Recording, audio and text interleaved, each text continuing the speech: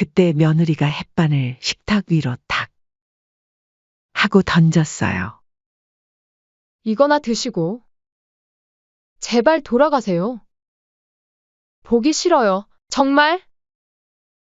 피가 거꾸로 솟는 것 같았어요. 수년을 참아온 제가 한심하게 느껴질 정도로. 왜 그동안 참고 살았나 싶은 순간이었어요. 뭐라고? 다시 한번 말씀드릴까요? 어머님은 정말 그 주둥이 닥쳐라. 식탁과 함께 올려져 있던 그릇을 확 엎어버렸어요. 와장창 하는 소리와 함께 모든 게 바닥으로 떨어졌죠. 으악! 어머님, 지금 뭐 하시는 거예요? 아러시면 안 되죠. 안 된다고? 내가 뭐가 그렇게 보기 싫어? 내가 뭘 그렇게 잘못했는데 이런 대우를 받아야 하니? 아들이 놀라서 달려왔어요. 엄마! 제발 진정하세요. 너도 닥치고 거기 서 있어. 너가 더 가증스럽다. 나한테 뭐라고 약속했지? 기억나? 이 집 줄 때. 엄마, 평생 효도하면서 살게요. 이 은혜 절대 잊지 않을게요. 이랬던 게 고작 몇 년 만에 이 꼴이야? 이제 멈출 수 없었어요. 식탁 위에 있던 걸 모조리 쓸어냈어요. 며느리가 자랑하던 비싼 그릇들, 반찬통들. 다 바닥으로 떨어뜨렸죠. 어머님, 당장 그만하세요. 그런 식으로 난동 부리실 거면 나가세요. 난동. 이게 난동이야? 그리고 이 집 내 집이야. 나갈 거면 너네들이 나가. 세월이 참 빠르네요.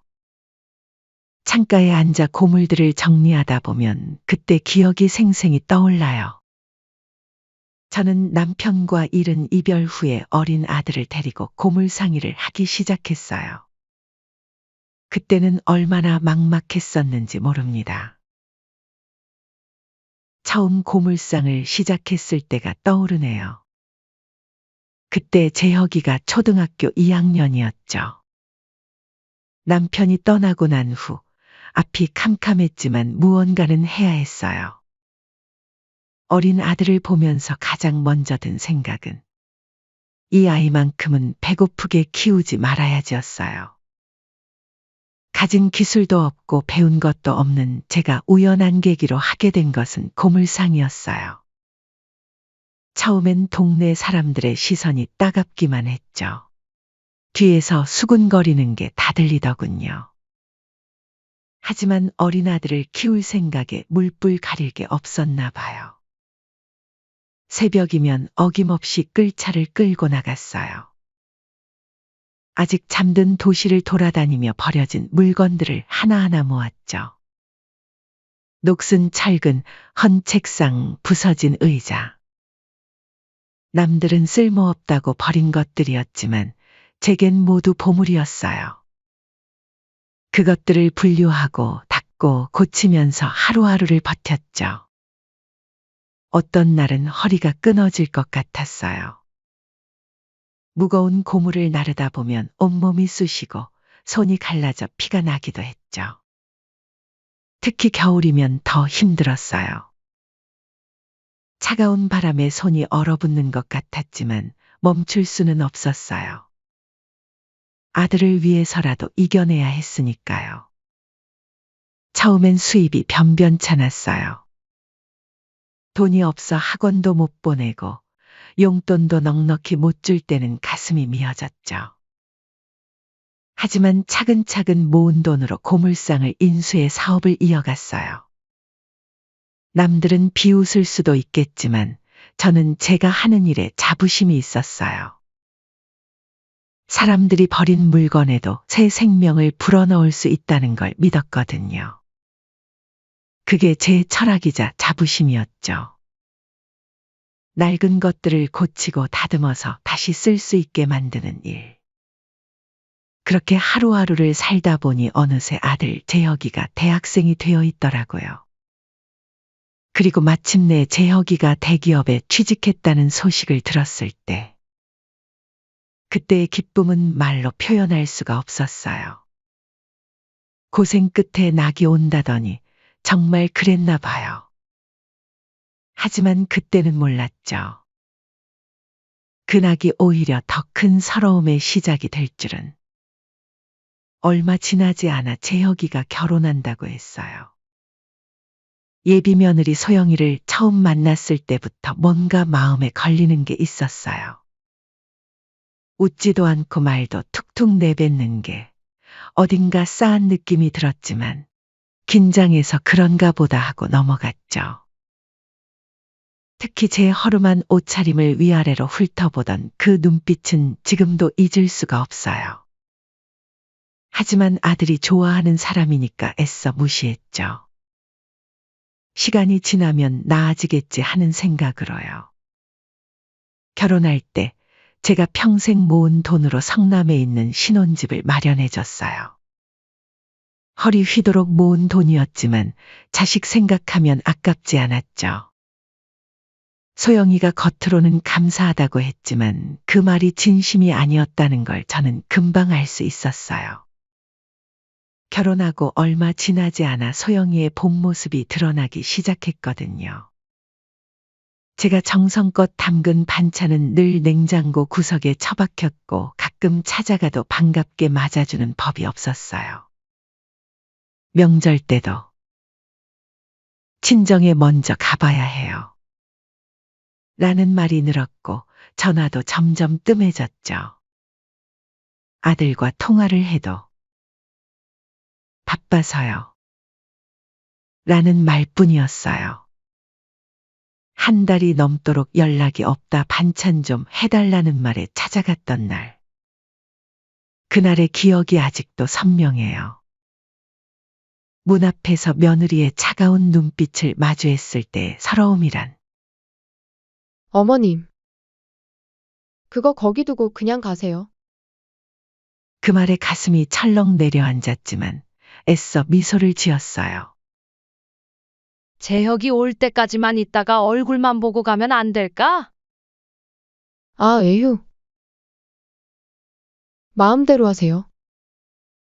더 서러웠던 것은 현관에 들어서니 며느리가 코를 막고 손부터 씻으라더군요. 고물상에서 온 제가 더럽다 생각을 했나 봐요. 평생을 자부심으로 여겼던 일인데. 그게 부끄러운 일이 되어버린 것 같아 마음이 무너져 내렸어요. 그날 저녁 재혁이가 퇴근하고 들어왔을 때도 상황은 마찬가지였어요. 아들의 눈빛에서도 반가움을 찾아볼 수 없었죠. 제가 아들을 반기자 아들은 본체도 안 하고 저희는 외식하기로 했어요. 이제 얼른 돌아가세요. 라는 말만 돌아왔죠. 시간이 지날수록 며느리의 차가운 태도는 시간이 갈수록 더 노골적으로 변해갔어요. 자식 집에 찾아가면 제가 앉았던 자리를 다시 닦고 제가 만진 물건들을 소독하는 모습을 보면서도 저는 참았어요. 아들 내외의 태도가 날이 갈수록 더해지면서 인내심은 점점 바닥이 나고 있었습니다. 그렇게 어느 날 아들 내외와 식사를 하던 도중 며느리가 말했어요. 어머님, 아직도 그 고물상 하세요? 응, 이래야지. 가만히 있으면 뭐 하겠니? 이제 그만하시는 게 어떠세요? 저희 체면도 있는데. 묘하게 말에 가시가 있더군요. 이 일이 어때서? 이걸로 네 남편 재혁이 대학까지 보내고 심지어 이 집도 샀잖니? 어머님, 요즘 시대의 고물상이라니? 생각해보세요. 재혁 씨가 회사에서 어떻게 보일지? 요새는 자식들 직업만큼이나 부모님 직업도 중요하거든요. 그게 무슨 말이니? 아들은 옆에서 묵묵히 밥만 먹고 있었어요. 며느리의 말이 끝나자 고개를 들더니 엄마, 맞는 말이에요. 솔직히 저도 좀 그래요. 나이도 있으신데. 이제 쉬세요. 내가 그렇게 생각하는 줄은 몰랐구나. 밥맛이 뚝 떨어졌어요. 평생 자부심으로 살아온 일인데 부끄럽다니. 그렇게 밥을 먹고 잠시 화장실에 다녀오는데 안방에서 들려오는 목소리에 발걸음을 멈췄어요. 여보, 어머님 좀 어떻게 해보면 안 돼요? 솔직히 다른 사람들한테 시어머니 직업 말하기도 쪽팔리고. 차라리 주부였으면 주부였지 고물상이 뭐야. 그래도 엄마가 좋다고 하겠다는데 말릴 방법 있나? 덕분에 용돈 타면 좋잖아. 아니, 당신도 싫잖아요. 고물상 하시는 거. 옷도 저게 뭐예요?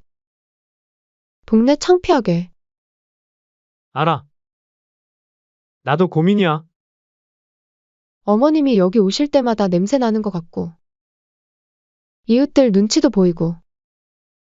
가슴이 찢어지는 것 같았어요.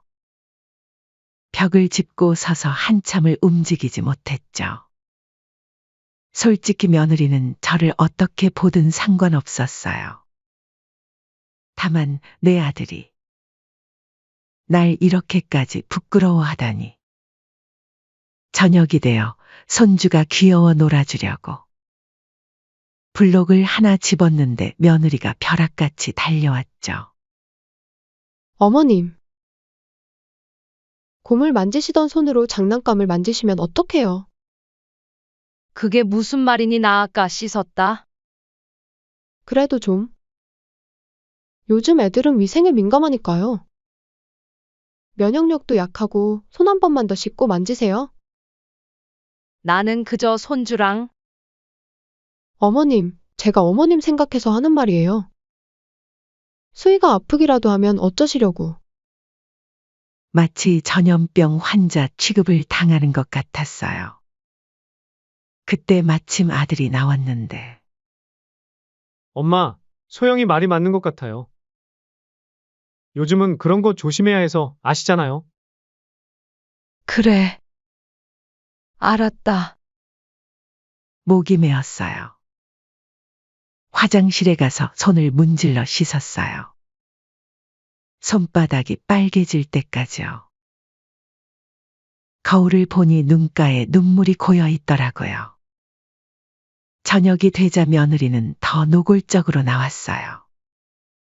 거실에서 TV를 보고 있는데 어머님, 솔직히 말씀드릴게요.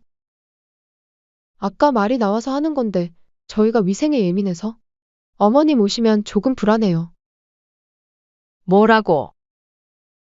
오실 때마다 아주 대청소를 해야 되니 너무 힘들다고요.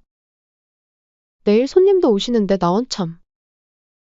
나 너네 보러 올 때는 항상 씻고 왔다. 뭐가 그렇게 더럽다고 하는 건지. 알아요. 그 얘기는 100번도 더 들었어요. 근데 어머님, 지독하게 몸의 냄새가 배어 있을 거 아니에요. 그 말을 들으니 정말 기가 막혀 말문이 막히더군요. 그 자리에서 일어나 방으로 들어갔어요. 그렇게 다음 날이 되자 아침부터 며느리의 태도가 평소보다 더 심했어요. 어머님, 우리 오늘 저녁에 중요한 손님이 와요. 어머님은 방에 계시면 안 될까요? 그게 무슨 말이니? 방에만 있으라고? 회사 부장님 가족분들이 오시거든요. 어머님이 계시면 몇 시간만 부탁드려요. 말끝을 흐리는 며느리를 보는데 속에서 불덩이가 올라왔어요. 설마 했는데 시어머니를 방에서 나오지 말라니. 마치 제가 이 집의 부끄러운 존재라도 된 것처럼. 하루 종일 방 안에만 있었어요. 화장실도 잘 못 가고. 마치 죄인이 된 것 같았죠. 저녁이 되어서야 손님들이 돌아갔어요. 배도 고프고 화장실도 가고 싶어서 문을 열었는데 어머님. 마침 잘 나오셨네요. 이거 정리하는 거 같이 좀 도와주실 수 있으세요? 아직 뒷정리 중이라서? 그때였어요. 제 눈에 식탁 위에 놓인 음식들이 들어왔어요. 손님들 접대하고 남은 화려한 음식들. 저기, 나도 배가 고픈데 맛있어 보이는구나. 이게 뭐니? 아. 어머님은? 잠시만요. 며느리는 급하게 음식들을 치우더니 찬장에서 햇반 하나를 꺼냈어요. 어머님은 이거 드세요. 궁상맞게 왜 남은 음식을 드시려 하세요? 내가 나오지 말라 해서 계속 방에 있었더니 배고파서 그런다. 어떻게 음식 하나 가져다 줄 생각도 안 하니 그래? 어머님, 이제 저희도 지칠 대로 지쳤어요. 솔직히 말씀드릴게요. 며느리가 한숨을 크게 쉬더니 말을 이었어요. 어머님이 오실 때마다 저희 집 분위기가 완전히 엉망이 돼요. 냄새나는 옷차림에 고물상에서 가져오신 이상한 물건들에 눈치가 그렇게 없으세요? 야속한 건 아들은 옆에서 한마디도 안 하더라고요. 거기다 어머님은 맨날 옛날 얘기만 하시죠. 내가 이걸로 너희 키웠다. 그게 언제적 얘기인데요? 이제는 그만하시죠. 저도 모르게 주먹이 꽉 쥐어졌어요. 내가 거짓말이라도 했다는 거야? 사실이든 아니든. 이제는 좀 그만하시라고요. 어머님은 고물이나 만지시면서 왜 저희 삶에 자꾸 끼어드시는 거예요? 저희는 남이에요, 어머니. 그때 며느리가 햇반을 식탁 위로 탁 하고 던졌어요. 이거나 드시고. 제발 돌아가세요. 보기 싫어요. 정말? 핏줄이 거꾸로 솟는 것 같았어요. 수년을 참아온 제가 한심하게 느껴질 정도로. 왜 그동안 참고 살았나 싶은 순간이었어요. 뭐라고? 다시 한번 말씀드릴까요? 어머님은 정말 그 주둥이 닥쳐라. 식탁과 함께 올려져 있던 그릇을 확 엎어버렸어요. 와장창 하는 소리와 함께 모든 게 바닥으로 떨어졌죠.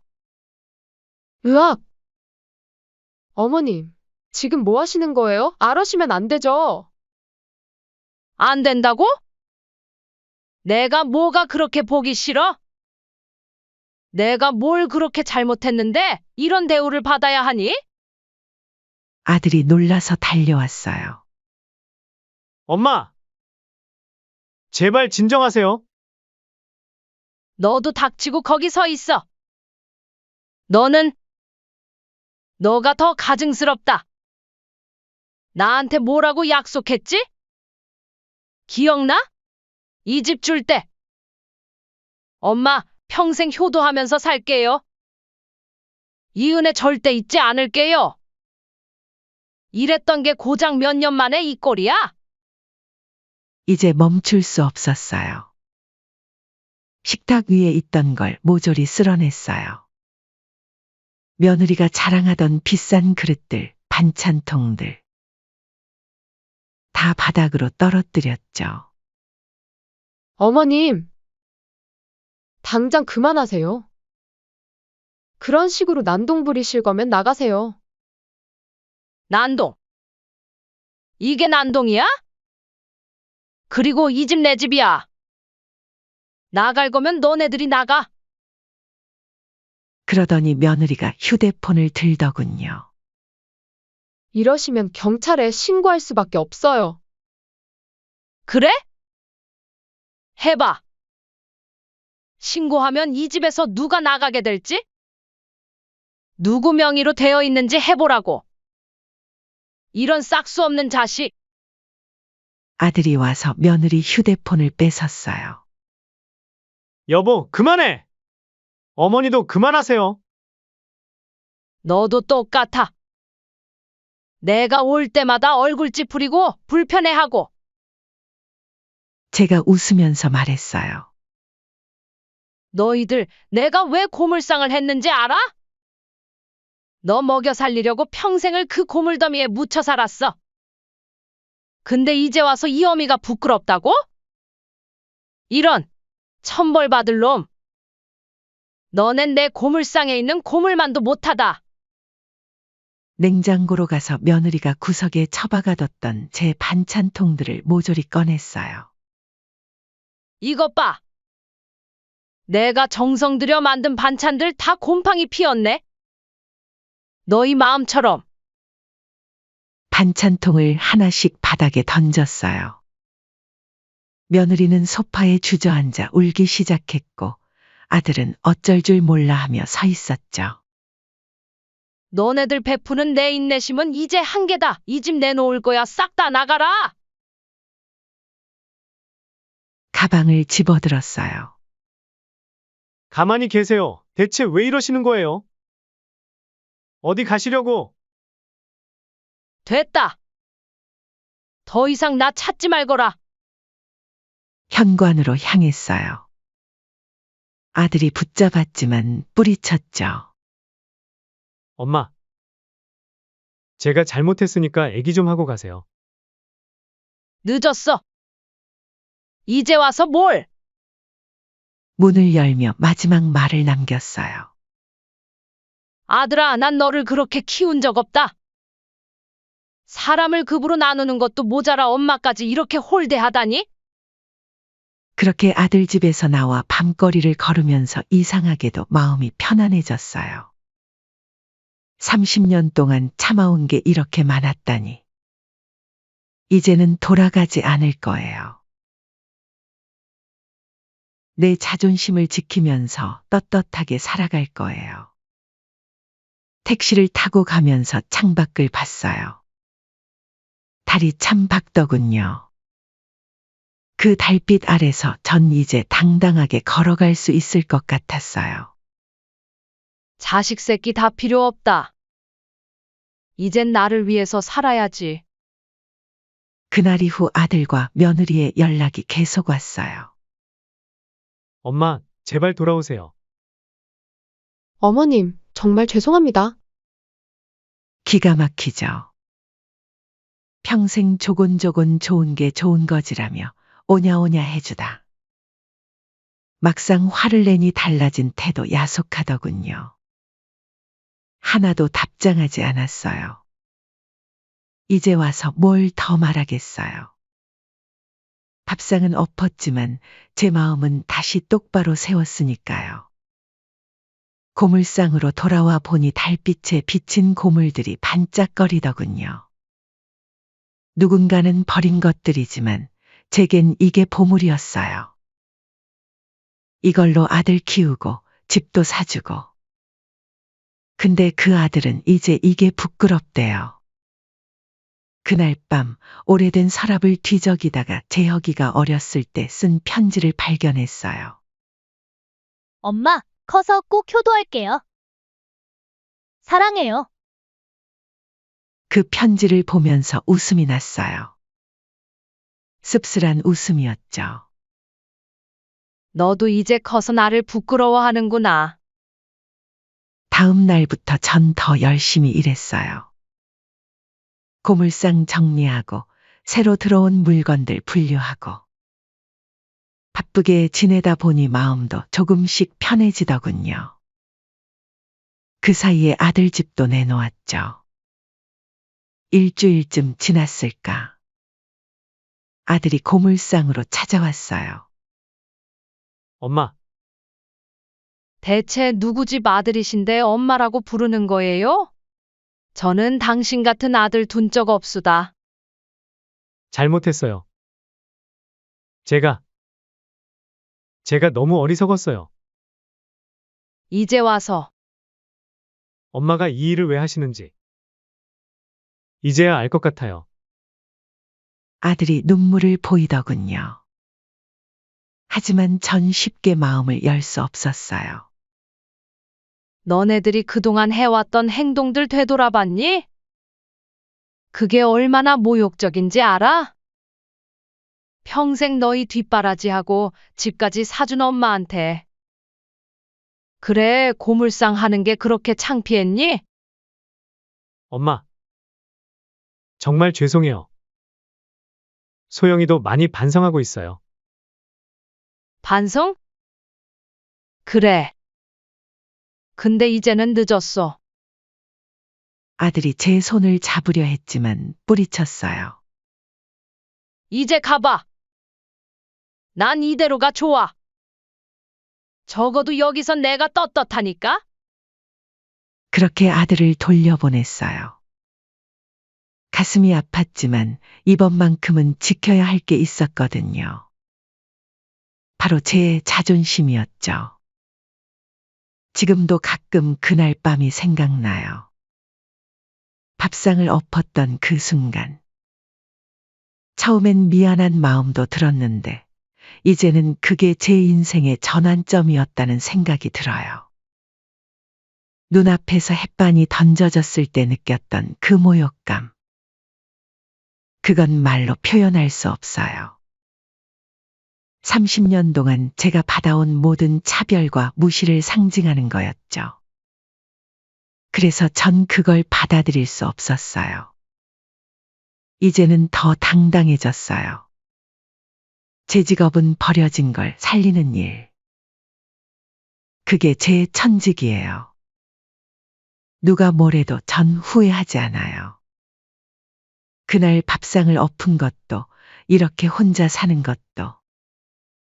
때론 자신의 자존심을 지키기 위해서는 과감한 결단이 필요한 법이니까요. 사실 아들 내외의 진심 어린 사과가 거짓은 아닌 것 같았어요. 하지만 이미 깨진 신뢰는 돌이킬 수 없었죠. 어머님, 저희 집. 아니, 어머님 댁에서 나가면 저희는 어디로 가야 하나요? 그건 내 문제야. 난 이미 부동산에 연락했고, 한 달 후면 새 주인이 들어올 거야. 엄마, 제발 한 번만 더 기회를. 기회. 내가 그동안 너희한테 몇 번의 기회를 줬는지 알아?